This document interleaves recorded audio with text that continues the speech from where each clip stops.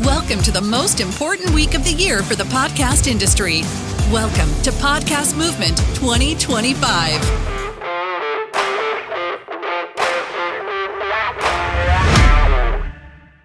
So we are on double red. Is that what we call this? Or just all red? I don't know. I've noticed there's a bunch of colors on everything. So if you are trying to tune in, I can see some different colors out there. You're looking for both of them being red, however you do that. So cool. I'll go ahead and get started. Hey, everybody. My name's Alex Sanfilippo, and I'm really excited to be here today.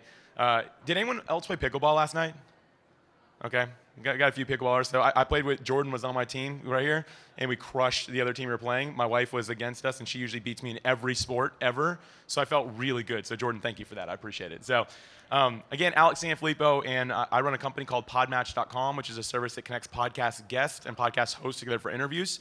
Uses an algorithm and AI and stuff like that to make a really great connection for people. I always joke and say it works kind of like a dating app, but instead of connecting people for dates, it connects people for podcast interviews. So that's what I do, and I see a lot of familiar faces out here, so thank you for the support, everybody. See a lot of my friends here. So today I want to get into talking about 5 things that I found that only top-rated podcasters do. And a lot of this is going to be pulled from data. So I at one point, this is a couple of years ago, I interviewed and had one-on-one conversations with 1,800 podcasters. And I will now admit that was way too many. Data redundancy is a real thing. So I talked to a lot of people. It was great building so many relationships. But I want to talk about what I learned from that and what we can take away from it as well. So before I do that, though, I want to share a little bit of data here. So I've got this on the screen. This is probably like one of the few slides that you really need to look at. I'll have 2 of these. And then also at the end of my talk, I'll have a link. I learned, by the way, not to give the link till the end because I realize everyone looks at their phones instead of me the rest of the talk. So at the end, I'll have a link to where you can see all this data so you don't have to memorize it right now and stuff like that. And it's just a free report that we have available. But when I started looking at what causes a podcast host to be successful, there was a benchmark. It seemed to be 100 episodes. Anyone here have 100 episodes on their show at this point? That's amazing. Wow, okay, congratulations. That's really cool. For many of us, and not everyone would say this, but most of us would say, yeah, that seems to be when results really started taking place. I'm seeing some nods out there already, like, yep. And the weird thing is I'm not really sure how to like quantify that. For me, it was the same thing. I hit 100 episodes, and it's not like overnight, but I'm like, oh, this is starting to make sense. And I think that's because many of us, we kind of figure out our voice at that point. We really find our audience. All the algorithms and AIs in the world are saying, yeah, this person's serious. They're probably going to stick with it, right? So only 6.3% of podcasts ever reach that 100 episode mark. Only 6.3% of them.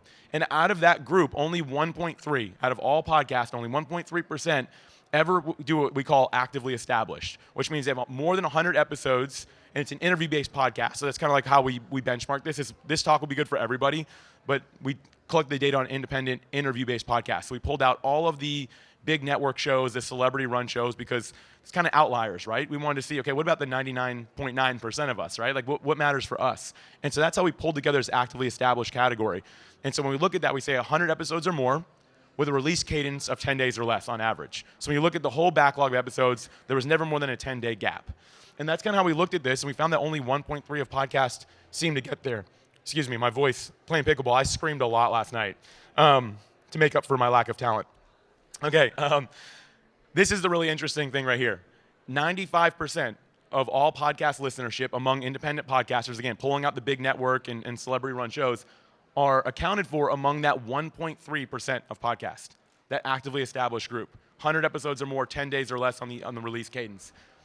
That, to me, is wild, right? That group has 95% of the listenership. And it's not a big segment. It comes out to be about 36,000 shows in total. Like, think about that. 95% of all podcast listenership is in that small group. And that's what I want to talk about today. I'm going to give us 5 ways to be able to make sure that we are positioning ourselves to get there. Because here's what I learned. I'm going to go back to this last slide here. This slide here. Reaching that 100 episode mark is not a guarantee.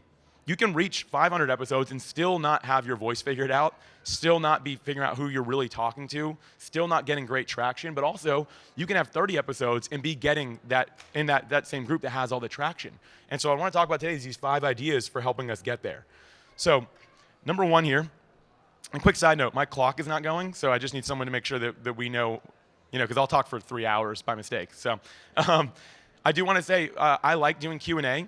If anyone has a question on any of these 5 points while I'm talking, just raise your hand, and we'll have someone running mic over here. And then you can just ask that question as we're going. So please don't feel ashamed or embarrassed to do that. I love having open conversation. I actually wish I wasn't on a stage right now. I prefer being with everybody else here. So point number one, this is the first thing. Again, this is data-driven. 1,800 podcasters I spoke with that have done really well in the space. What caused them to succeed? So the first thing that top-rated podcasters do is they prioritize balancing self-discipline and self-care. Who's more on the self-discipline side of things? That's me. Anybody? Okay. Self-care? Anyone really got that one right? Okay. I really envy you who just raised your hands on the self-care side of things. When I think about this, I remember going back to like my corporate days. I did 15 years in big corporate before I became a full-time podcaster. And so I showed up with this extreme self-discipline to the point of being willing to burn myself out and just say, I'll just keep on going. It'll be fine. That shows up in your content if it doesn't show up anywhere else. And so you have to have this balance between self-discipline and self-care. I found, again, all these podcasters said this is the number one contributing factor to my success or failure as a podcaster. If we're too self-disciplined and we're not taking care of ourselves, even if it never shows up in us like failing to release an episode, it will show up in the way our content is delivered for people. Does that make sense? And then self-care. I've met some people that do way too much self-care. just trying to be real with that. They've had a podcast for 10 years and they've released 8 episodes. Like, just making sure I take care of myself. I'm like, well, I don't know if 10 years and 8 episodes really quantifies you as a podcaster, right? So there has to be a real balance here. The way I've learned to do this is a schedule for consistency. And so what that means is, my mic's going in and out. Can you all hear me okay? Thank you, appreciate it. I was like wondering if that was my voice giving out. Again, too much pickleball last night, but appreciate you. You don't hear me? No, not yet.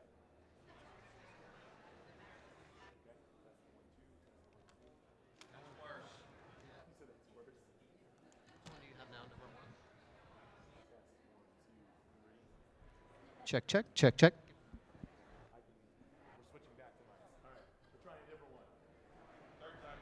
There we go. Thank you. Andy, thank you. Appreciate you bringing those. Thank you. Cool. Okay. Scheduling for consistency.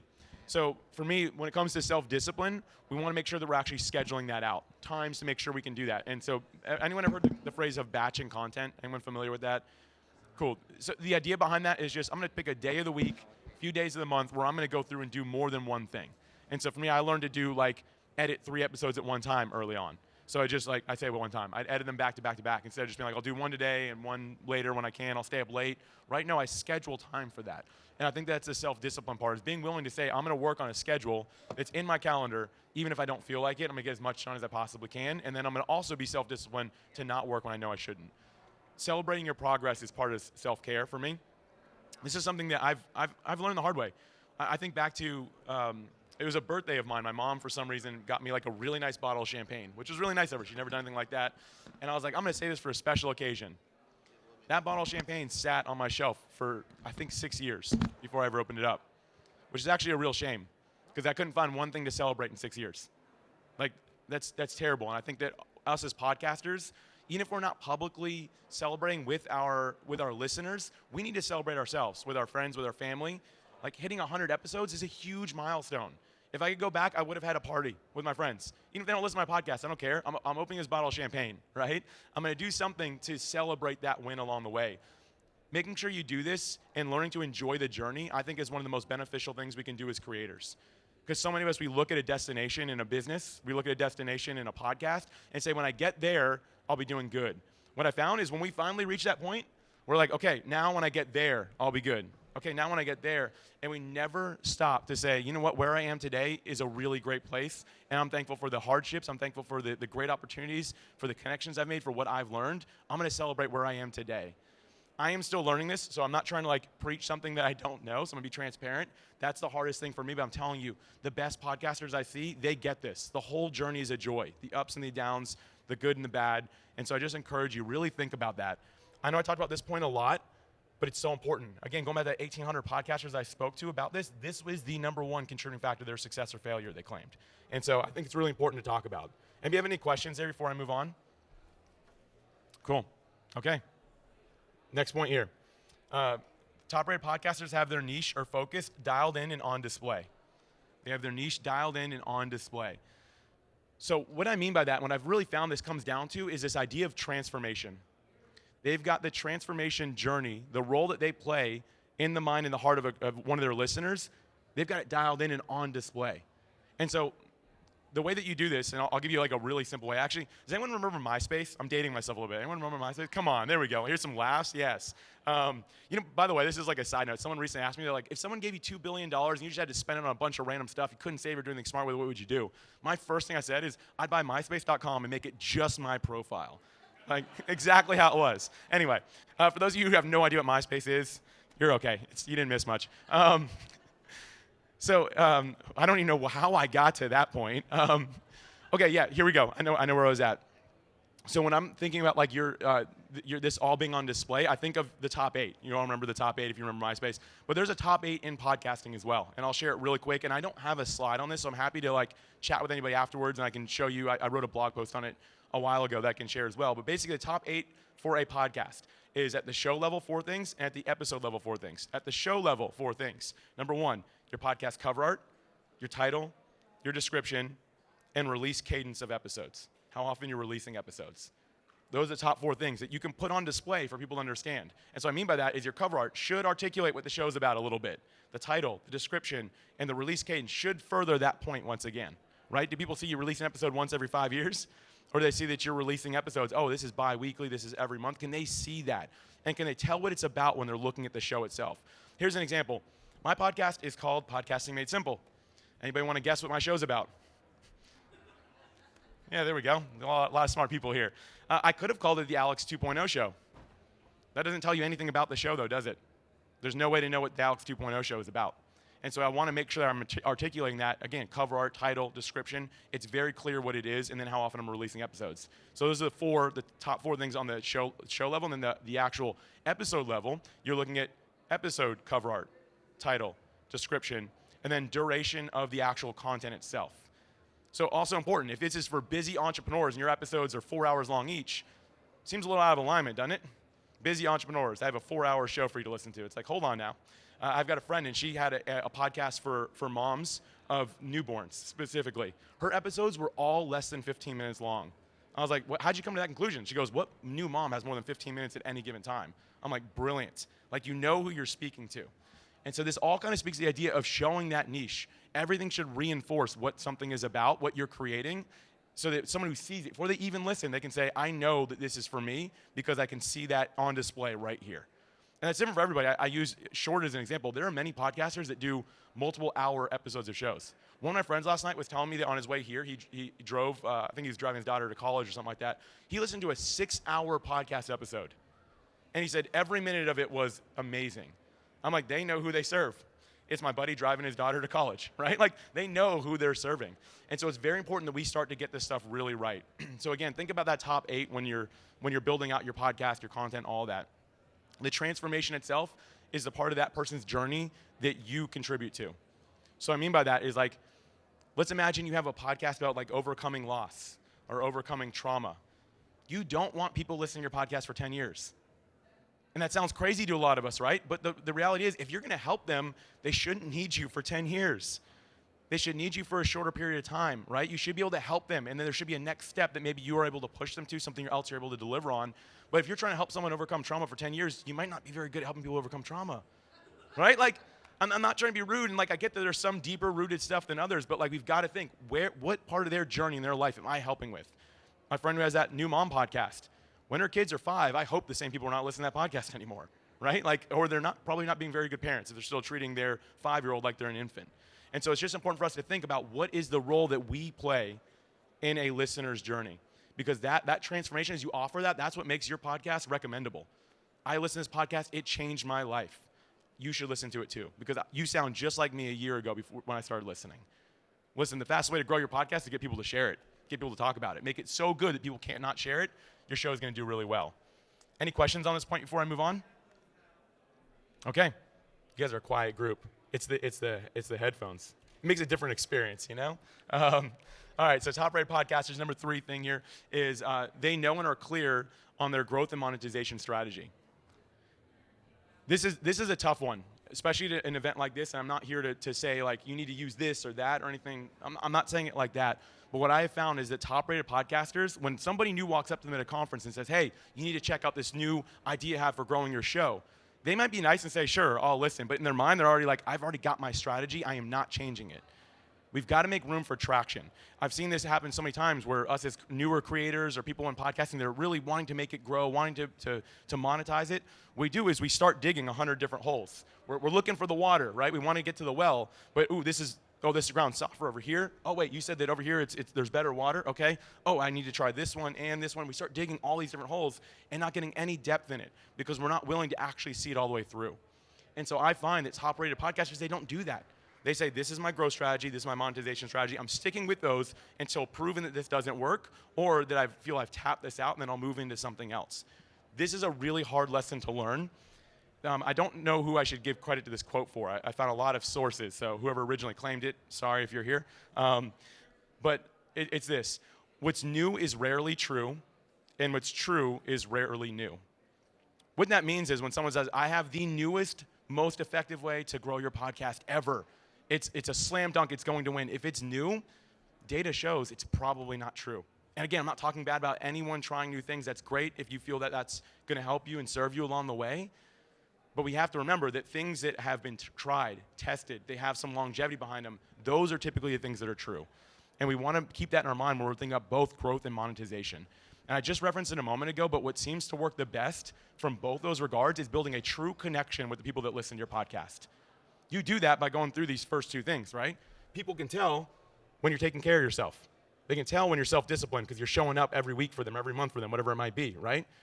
And then the next thing is they can see what it is that you're going to help them with. They can see that transformation. And when it comes to growth and to monetization, I'll tell you what, when you have these fans, when you have these people really listening and loving what you do, you can do this stuff a lot easier. If your podcast is so good that someone who hears it can't help but share it, your job is pretty much done, right? Because we've all heard or watched a TV show. You know, I always think of The Office. Anyone a fan of the TV show The Office? Michael Scott never came on at the end of the show saying, hey, if you enjoyed this episode, will you share it with a friend? Not saying we shouldn't do that, but they didn't need to, and they knew that. The creators of that show said, this is so good. If somebody watches this, they are going to be compelled to share it, because that's what humans do. Once you see something cool or interesting, the first thing you do is say, hey, I don't even know you, but look at this. We all do that, right? And so The Office, obviously one of the greatest shows of all time, maybe debatable in this room, I don't know, but for me, that was like top of the top. The second I saw it, I texted like 10 of my friends. I was like, yo, I just saw the funniest thing I've ever seen in my life. They did no work other than making great content. And so they were able to obviously monetize off that and grow, and yeah, I digress. Any questions on that before I move on? You guys good? Everybody with me? It's so quiet with the headphones. Thank you. I love the little, thank you. Come on, we got clappers. What do you call those things? Is that what you call that? There we go. That's helpful. Everyone needs those. I'm going to put those under the seats next time, so couldn't do that today. All right, number 4, top-rated podcasters. They follow a specific format for their content in every episode. They follow a specific content format in every episode. I like to call this the it factor, the thing that makes them unique, that makes them special. Learning this can take time. I'll tell you an example for myself. I did a podcast before what I'm doing now called Creating a Brand. It was talking to entrepreneurs who had successfully left a 9-to-5 job to become a full-time entrepreneur. I wanted to learn their journey, learn how they did that. It was, to me, a really interesting show. About 30% of the time, I ended with a question. Hey, do you have any final thoughts, something that you just feel like we left out of this conversation that would really help the listeners a lot? I did that about 30% of the time. When I started talking to my listeners, I learned that that was the single favorite thing that I did. I'm like, wait a minute, that's everyone's favorite thing I do only 30% of the time? You best believe that became like the staple of my podcast, and I actually shortened it down so I could get to that faster. And my engagement went through the roof, my comments, my listeners, everything went through the roof when I figured out, oh, this is kind of Alex's it factor. I'm good at diving deep, going into a conversation, then making it go even a step further by asking, what did we miss? Basically, right? Like, what's that last thing you've got? And my listeners absolutely love that and really resonate with it. So I started doing 100% of the time. Following a specific content format in every episode doesn't mean you do the same thing every time. Who here does like mix, like solo and interview? Cool, a lot of us. I think that's great. You just want to do that in some way that there is some sort of rhythm to it. That listeners know, oh, the first Monday of every month, it's going to be a solo episode, right? Something, even if they never even can put that to words, it just goes a long way.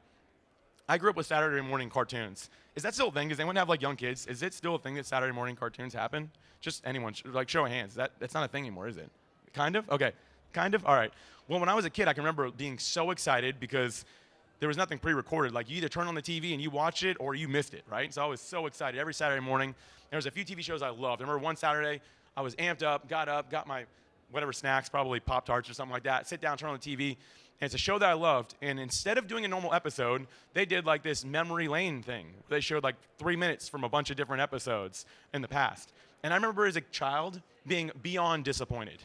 I was like, this is ridiculous. I've seen all these episodes. Why are you doing this? This isn't what you do. And I feel that many of us as podcasters, we might do that to our listeners. They're used to tuning in. They're used to a certain format. They're used to our it factor. And then we show up in a different way. Listen, all for trying new things, but we might not want to do like a full 180 without a warning, right? When they start expecting something, you show up different, that might scare some people a little bit, right? Now, granted, if you have a podcast, it's your own journey, the expectation is it's going to be different.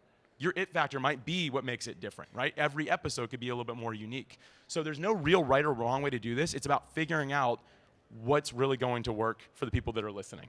Does that make sense? You all with me on this? Cool. Thank you. I don't know. Everyone can't hear that except for me, but their little clapper things are great. So any questions on this before we move on? Okay. Wait, did you raise your hand? No, you was a thumbs up. Thanks. Appreciate you.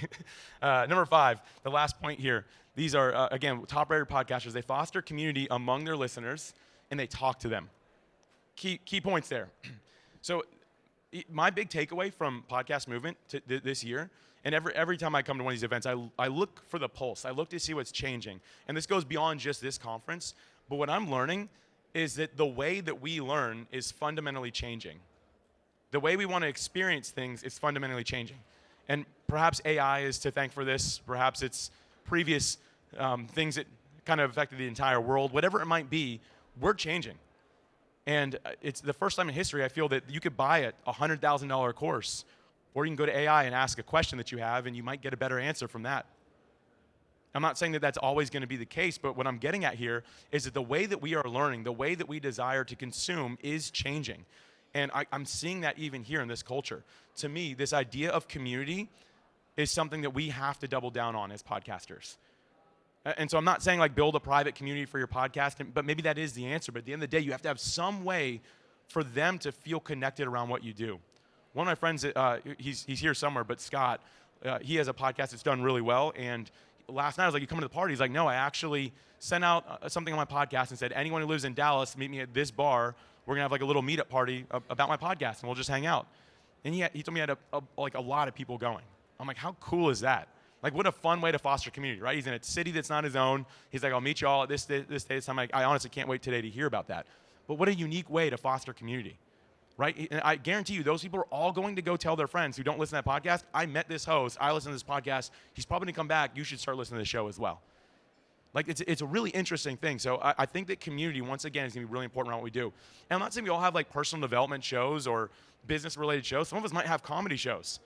The transformation you offer people is laughter, is joy. Listen, I'm a busy software founder. Sometimes I don't want anything serious at the end of the day. Like what you can do for me is help me laugh, right? Help me have a little bit more joy in my life.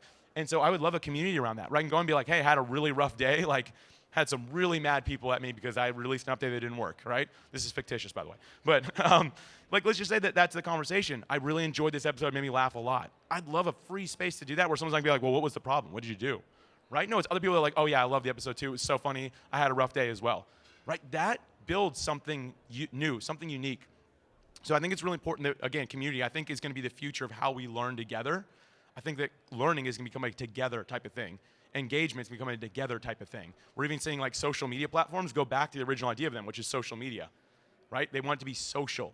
And so keep that in mind. I don't have a lot on that. It's a new thought that happened here. But talking to them, talking to your listeners is the other thing I want to talk about here for a moment here. This is how you build fans. This is how you keep a pulse on what you're doing. This is how you build legacy, is actually talking to people who listen to your podcast. Again, when I was doing my last podcast, and I found out they all liked how I was asking, any final thought for me? Can we go a little bit deeper? Everyone liked that. I didn't learn that until I started having one-on-one conversations with my listeners. One-on-one conversations. And so I just did a quick video conference call. Some of them were 5 minutes. Some of them were 10, occasionally 15. I just wanted to talk to someone who was listening. And I think it's so important that we start talking to them, because that helps you keep a finger on the pulse of what's actually going on, who's actually listening. It can help you course correct a little bit. I come from the aerospace industry, so like aircraft is like, airplanes are a really interesting thing. Over 95% of the time, they are not going in the right direction, which is crazy, right? Thank God for autopilot, which is constantly course correcting. That's why in a plane, like sometimes it's turbulence, but a lot of times you feel like a little jolt this way or this way. It's the plane course correcting. And if that was not happening, you would be very far off course, no runway, anywhere in sight when you get to like, oh, we should be at our destination right now, but where are we, right? And I think that us as podcasters, that can happen to us as well. If we don't re-engage with the people that are listening to us. Talking to 1, 2, 3, 4, 5 listeners can make a huge difference in how well you're delivering accurately that transformation that you want to offer people. So I encourage you, find a way to get on calls with people. The best way I've learned to do this is just ask, number one. I've asked on the podcast. I use dynamic insertion. Anyone familiar with dynamic insertion? You all know what that is? Okay. Not many of you raised your hand, so I'll just quickly mention it. It basically gives you a way, like I use Buzzsprout as my hosting provider, and so what I'm able to do is go in there and press dynamic insertion, record a piece of audio, click a button, and it's anywhere I want it in every single one of my episodes until I don't want it there anymore. So I have like 350 episodes of my show right now. I can add something 15 seconds to the beginning of every single episode, push a button, and it's gone later. So if I just want to talk to people for the next couple weeks, I'd be like, hey, Alex here. I'd love to get on a call with you. Could you text me here, which is not a good idea, but like, can you call, like, here's how I want you to find me, right? You can do that on your podcast. If anyone's engaging on social media, if anyone's responding to your email list, if anyone's in a community with you, just be like, hey, do you have a few minutes? I'd love to just talk because I know you've heard the show before. I'd love to learn from you and see how I can make it better for you. Just really briefly. It goes a really long way.